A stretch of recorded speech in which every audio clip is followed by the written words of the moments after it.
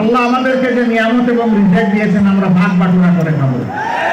তবুও তোমরা চাঁদাবাজি ছেড়ে দাও, দখল বাণিজ্য ছেড়ে দাও, তোমরা মানুষকে কষ্ট দিও না।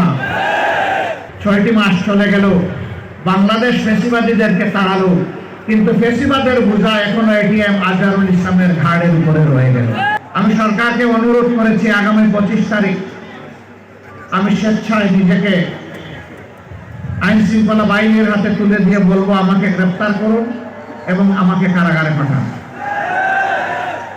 যেদিন আজহারুল ইসলামের মুক্তি হবে তার পরের দিন আমার মুক্তিটা দিয়ে দিন। 53টি বছর এক এক করে চলে গেল, আমরা আসলে এই সত্যিকার অর্থে স্বাধীনতার স্বাদটা পেলাম না। এর আগেও 47-এ একবার আমরা স্বাধীন হয়েছিলাম, তখনও পেলাম না। এখন 24-এ মানুষ বুক করা আশা নিয়ে, বুক পেটে দেওয়া গুলি নিয়ে মানুষ আশা করেছিল যে 24-এর পরে সমস্ত দুঃশাসন এবং সমস্ত দুর্নীতির অবসান হবে। আমরা কি মুক্ত হতে পেরেছি? তারা কোন দলের, তারা কোন ধর্মের, তারা কোন প্রজাতির, তারা কোন গোষ্ঠীর, এটা না দেখে বিনয়ের সাথে অনুরোধ করব, বন্ধুরা দয়া করে ওই শহীদদের রক্তের প্রতি একটু সম্মান দেখাও। আমাদের শহীদদের রক্তকে তোমরা অপমানিত করবা না, এ অপকর্ম ছেড়ে দাও। তোমাদের যদি খাওয়ার অভাব হয়, আমরা আশ্বস্ত করছি এই সমস্ত মানুষগুলো মিলে আল্লাহ আমাদেরকে যে নিয়ামত এবং রিজিক দিয়েছেন আমরা ভাগ বাটোয়ারা করে খাবো। তবুও তোমরা চাঁদাবাজি ছেড়ে দাও, দখল বাণিজ্য ছেড়ে দাও, তোমরা মানুষকে কষ্ট দিও না। বাংলাদেশের স্বাধীনতার পর একটি গোষ্ঠী আমাদের প্রিয় লক্ষ্মীপুরকে সন্ত্রাসের জনপদে পরিণত করেছিল, বিশেষ করে একটি কুখ্যাত পরিবার। আমার ভাই ডাক্তার ফয়েজ আহমদ, যাকে বলা হতো মানবিক চিকিৎসক, তাকে সহ অসংখ্য দেশপ্রেমিক মানুষকে তারা খুন করেছে। তবে যতদিন তারা ক্ষমতায় থাকে ততদিন তারা রাজা, আর যখন ক্ষমতা হারায় তখন তারা গর্তের ইঁদুর। এখন কি রাজার হালতে আছে তারা?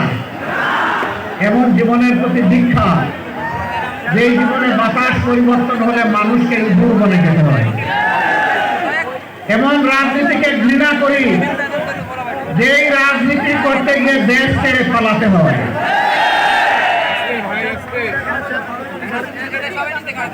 আসুন এমন জীবন গঠন করি, যেই জীবন সর্বাবস্থায় আমার জন্য সম্মানের হয়, ফাঁসির রশিতে ঝুললেও যেন সম্মানের হয়, ফাঁসির পাতাটনের উপর দাঁড়ালেও যেন সম্মানের হয়, আবু সাইদের মতো বুক পেতে গুলি দিলে সেটাও যেন আনন্দের হয়। বাংলাদেশ স্বাধীন হয়েছে 5 আগস্ট অথবা 31শে জুলাই, আপনারা আল্লাহর পক্ষ থেকে স্বাধীনতা পেয়েছেন 4 আগস্ট, কিন্তু বিনামূল্যে নয়, অতি উঁচু মূল্যে 11টা তাজা প্রাণ এই শহরের মাটিতেই ঝরে গেল। জালিমদের হাতে এইভাবে যুগে যুগে যারা দুনিয়া থেকে বিদায় নিয়েছেন, আমি তাদেরকে গভীর শ্রদ্ধার সাথে স্মরণ করছি। 6টি মাস চলে গেল, বাংলাদেশ ফ্যাসিবাদীদেরকে তাড়ালো, কিন্তু ফ্যাসিবাদের বোঝা এখনো এটিএম আজহারুল ইসলামের ঘাড়ের উপরে রয়ে গেল। এক এক করে জাতীয় নেতৃবৃন্দ সবাই বের হয়ে আসলেন, এখনো আজহারুল ইসলাম অন্ধকার প্রকোষ্ঠে থেকে গেলেন কারাগারে। তাই আমি মনের কষ্ট নিয়ে সেদিন বলেছি যে আজহার ভাইকে ভিতরে রেখে আমি আর বাইরে থাকতে চাই না। আমি সরকারকে অনুরোধ করেছি আগামী 25 তারিখ আমি স্বেচ্ছায় নিজেকে আইন শৃঙ্খলা বাহিনীর হাতে তুলে দিয়ে বলবো আমাকে গ্রেফতার করুন এবং আমাকে কারাগারে পাঠান। যেদিন আজহারুল ইসলামের মুক্তি হবে তার পরের দিন আমার মুক্তিটা দিয়ে দিন।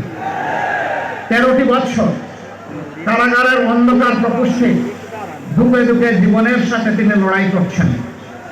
এই সময়টা প্রিয়তমা সহধর্মিনীকে তিনি হারিয়েছেন। এই সময়টা তার পরিবার ছিন্ন ভিন্ন হয়ে গিয়েছে।